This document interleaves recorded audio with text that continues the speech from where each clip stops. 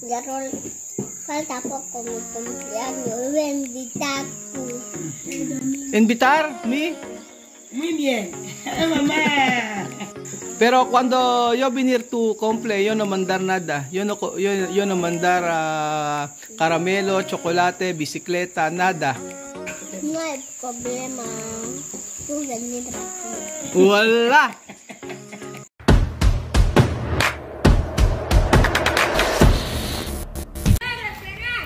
Magandang hapon po sa inyo mga amigo. Kamusta po kayo? Nandito na naman po si Kuya Rowel, ang inyong pong kaibigan. At eto, papunta kay Ate Marie. Hola! Buenas! Estoy aquí con Raúl. Mamá Nina. Yo voy en Shanghái. Shanghái, ¿por qué? Shanghái, yo quiero ir a mirar a mi hijo. Otro hijo está ahí. Vale. Cuidar, ha? Ay. Okay.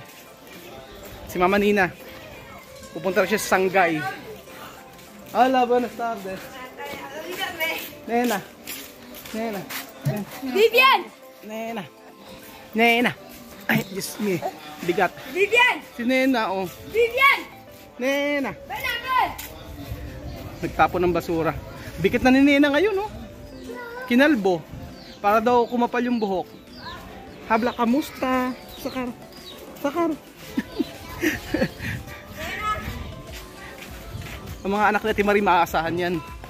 Taga-tapon ng basura, taga-igib ng tubig. So maraming mga activities yung mga yan. So ayan mga amigo, nandito po tayo sa may compound nila Ate Marie. Sobrang bigat ni Nena. Mas mabigat pa yata si Nena kaysa kay Sophie eh. So ayan mga amigo, tayo ay nandito na kila Ate Marie. Enferma. ¿Quién enferma? Marie. ¿Estás enferma? No, solo Frío.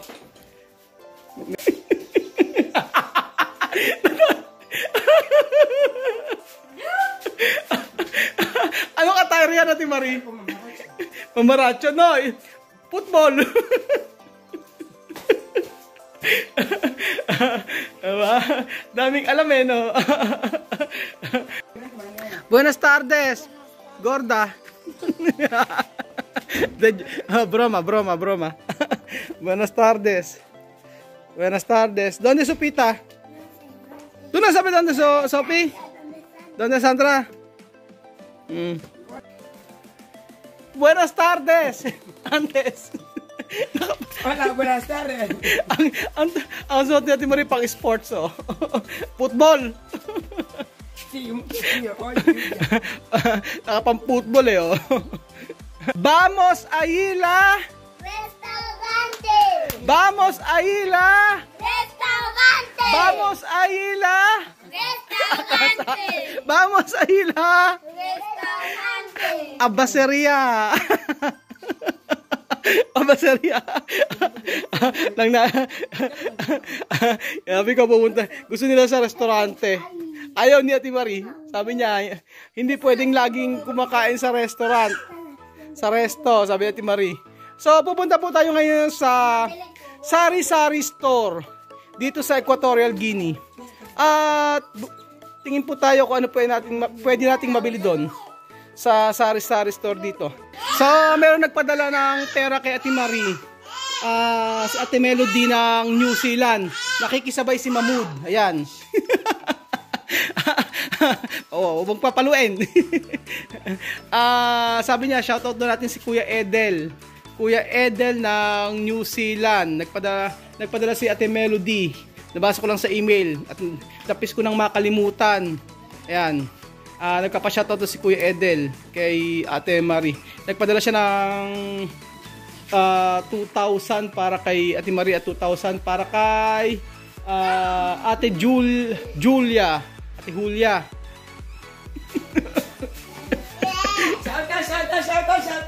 Shoutout. Muchas gracias, shoutout, Kuya Eden. Ayan. Wow! Hola. Hola. ¿Qué tal? Bien. ¿Dónde estaba? ¿Dónde vecina? Vecina, ¿qué tú hacer ahí?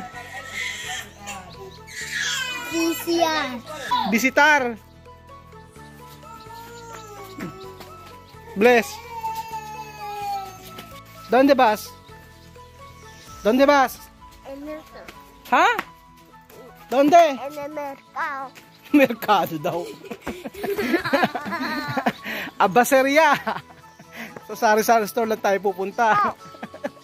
¿Cuál no te aprieta? ¿Por qué tú no quieres ir la abaseria? Yo quiero ir en el Ah. restaurante. Sabi ni Alima gusto raw nila gusto raw niya sa restaurante. Oh. Sabi natin Marie ayaw niya. Huwag daw laging kumakain sa restaurant. Kaya ayan. So ayan, may nakita ako kasing mga dumaan ako actually sa may sari-sari store nila dito. At may mga pagkain na kakaiba. So gusto ko po sa inyo ipakita yung mga nasa balde nilang pagkain na maaaring ngayon nyo lang po makikita. So tingnan po natin mga amigo. Ano ang mabibili sa mga sari-sari store dito na mga kakaiba na wala sa Pilipinas or baka kahalintulad lang din sa Pilipinas. Aquí estamos en nuestra entrada. Esto es la locería de mi casa. Mi casa. Tu casa esto? Es de la entrada de mi casa. En Guinea Ecuatorial. So, ayan mga amigo, nandito po tayo sa Abaseria. Quiero esto, hermano. Por favor. ¿Cómo se llama esto? Mantikau. Mantikau daw ang tawag dito. Ayan, may mga tinda sila. So, eto, meron din sila ditong ganito. Hindi ko alam kung ano tawag nila dito. ¿Cómo se llama esto? Ha? Kroketa. Kroketa daw. Wala na, naubos na yung iba. Kakawete. May mani. Ayan, meron din sila ditong peanut butter. Pero yung peanut butter nila dito, walang asukal. Yung ganyan. So, ayan. Bili tayo ng mga galletas. Tapos, bili tayo nito. Masarap to. Yung ganito, oh, yogurt nila.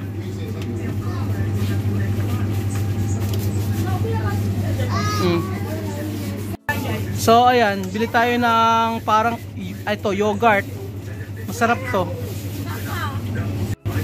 So ayan mga amigo, bili tayo nito. Tapos ito, ¿qué es to? Boyos. So ayan, yung mga palengke, mga sari-sari store dito, hindi nawawala ng ganitong tinapay. Yung panes. Ito, ang halaga nito 10 pesos ang isa.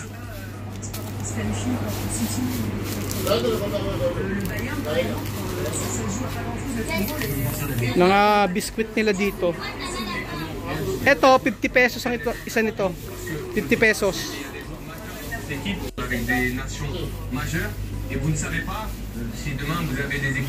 Kompleto. Yung mga cutics.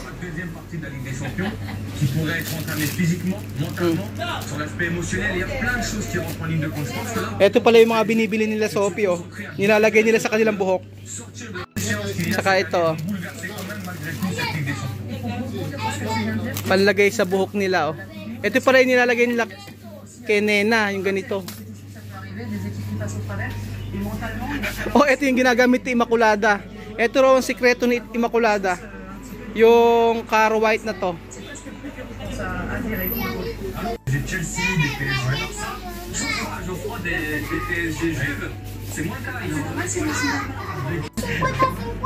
So, ayan. Sila ay nagkakagulo. Tuwan-tuwa ang mga bata. May magtatampo na naman. Caramelo! Tu quieres caramelo? Ha? Caramelo? Ha? Porque Porque muy contento. sa sari-sari store pa lang nagpupunta eh, tuwan-tuwa na. Kaya nung dinala ko sa supermarket, sa malapit sa mall, eh gano'n na lang yung pagkatuwa ng mga bata. So ayan mga amigo, pauwi na kami ng bahay. Mama, Pablo, kaya. Hirap na hirap. Gustong gusto mong ano ha? Nakakatuwa yung mga bata. Pagpunta ng sari-sari store. Hablutan ng hablutan. Tapos, si Ate Marie, nagagalit. Sabi ni Ate Marie, bakit kayo kuha ng kuha?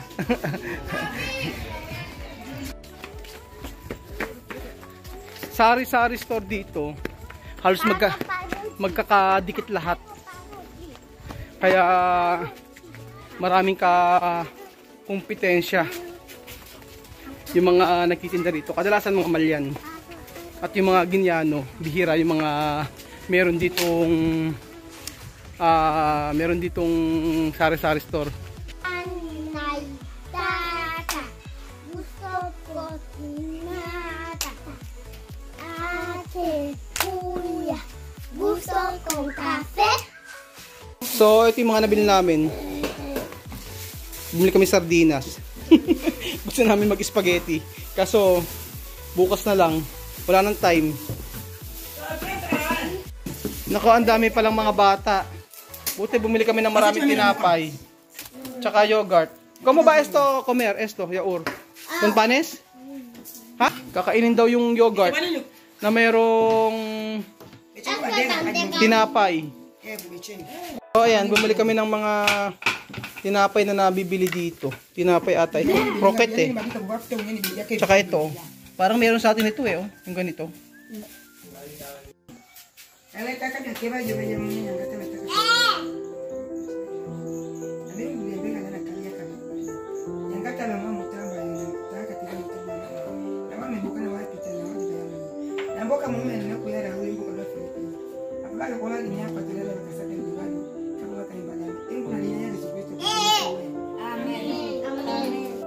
So, ayan, tikman natin kung ano lasa nito. ¿Cómo se llama esto? Mantecao. Mantecao. Mantecao daw ang tawag. Mantecao.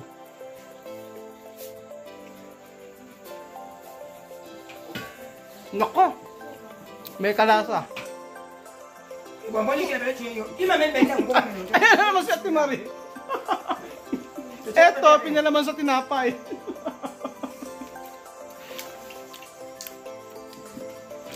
¿Qué pasa? Masarap. Ang lasa niya, ano siya, harina na may maraming butter. Meron sa atin dito sa panaderia sa Pilipinas. Yung bilog na kala mo kulay dilaw, may dilaw sa ibabaw. Ganun-ganun ang lasa. Masarap, marami siyang mabutter. Pinalaman yung mantekaw sa tinapay. Ang mga bata rito hindi maselan sa pagkain. Kahit kung ano iabot sa kanila, kakainin nila. Yun ang gusto ko sa mga bata dito. Mama. Pag nilagay. Mama. Esto, ¿cómo se llama? Croqueta. O, ito raw yung croqueta. Ito ang lasa nito.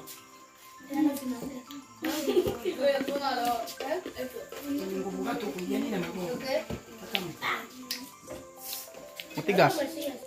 Ito, gusto ko to. Kuskus ang tawag nila. Kuskus, no? Masarap to.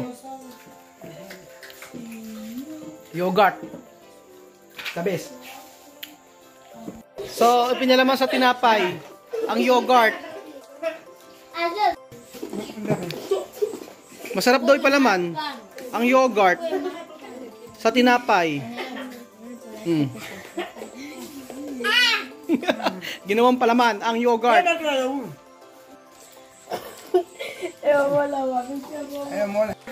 So, ayan, dahil maraming mga bata nagkalat.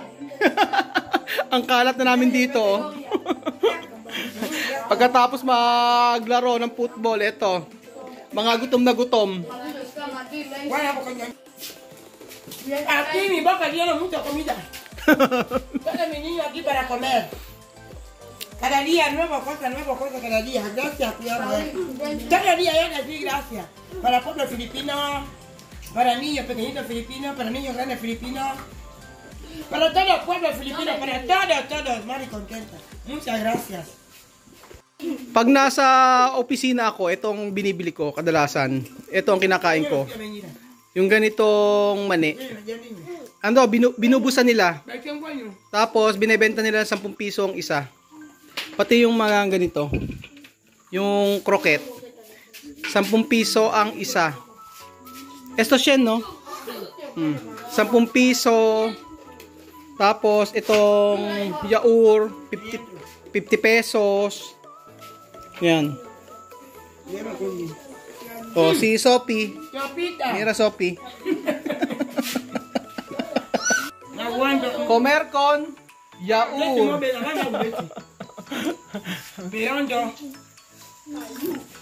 Si Beverly. ¿Por qué? every Sunday kasi dito, nagluluto kami nila Ate Marie, tapos yung mga bata nagpupuntahan. Kaya pag Sunday, masayang-masaya ang mga bata dito. Kasi pag Sunday, mahaba yung oras na nakapagpapalaro kami. Yan, nakapagpapalaro ako every Sunday. Nakakapag luto kami ng maayos ni Ate Marie. Pag kasi ordinaryong araw, kagaya nito, wala kaming oras. Dahil umuwi ako minsan alas 6. Yan. Pag tanghali naman, nagdiretso ako ng pasok. Kadalasan, wala yung mga bata na to. Sila, anak lang ni Ate Maria ang nandito.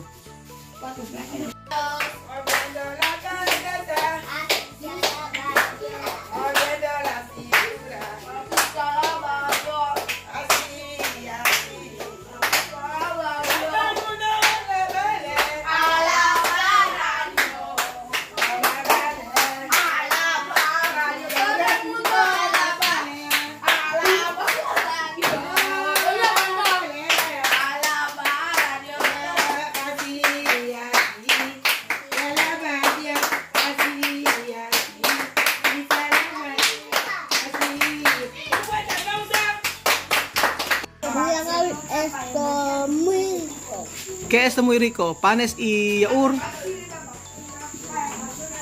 Yaur, falta poco mi cumpleaños. Voy a invitar tú. ¿Invitar? ¿Me? Muy bien. Mamá. Pero cuando yo venir tu cumple, yo no mandar nada. Yo no mandar caramelo, chocolate, bicicleta, nada. No hay problema. Tú venir aquí. Wala! So, ayan mga amigo, yun lang po ang video natin for today. Maraming salamat po sa panonood ng video na to. At ayan, kahit